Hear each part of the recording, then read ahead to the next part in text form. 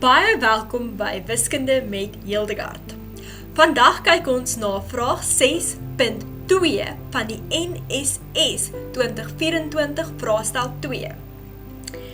In hierdie vraag gee hulle vir ons 'n funksie f van x en ons moet vir x bepaal in die interval van x is 'n element van 0 tot by 360 grade indien f van x gelyk is aan 2.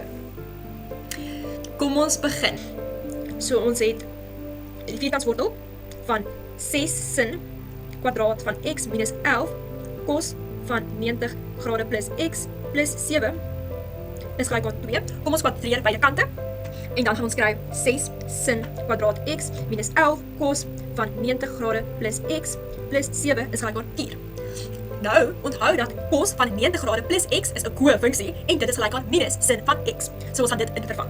So sin van kwadraat minus 11 minus sin van x plus 7 is gelyk aan 4. Okay? Kom ons kry alles aan die een kant van die is gelyk aan en dan gaan ons met faktoriseer. So dit is 6 sin kwadraat x plus 11 sin x plus 3 is gelyk aan 0.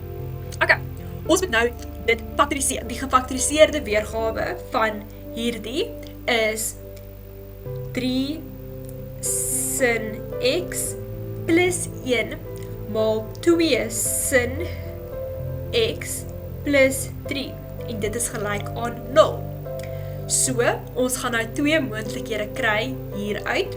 Ons gaan kry dat sin van x is gelyk aan minus 1/3 of sin van x is gelyk aan minus 3 op 2. Okay. Wat weet ons van die singrafiek? Die singrafiek is die heeltyd tussen 1 en minus 1. Okay?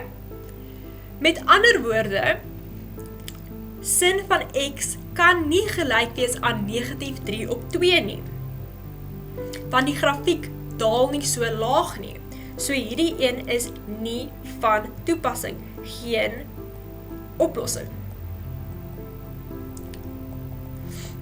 Okay, maar ons kan uiteraard sin van minus 1/3 uitwerk.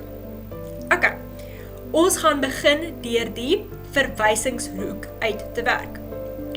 Sin van x se teken is negatief, so ons gaan slegs kyk in die kwadrante waar sin negatief is. En dit is kwadrant 3 en kwadrant 4. Okay? So ons moet in beide van hierdie twee kwadrante ons werk doen. Okay. In kwadrant 3 sê ons dat x dan gelyk is aan 180 grade plus jou verwysingshoek. So ons gaan kry 180 grade plus 19.47 grade en dit is gelyk aan 199.47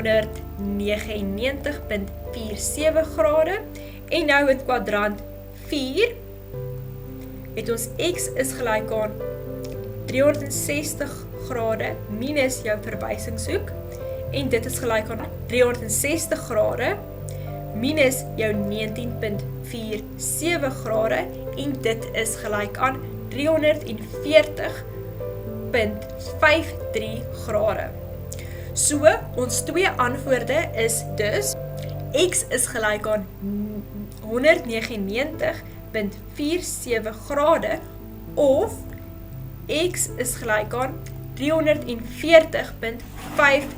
grade. En dit is die einde van die vraag. Baie dankie.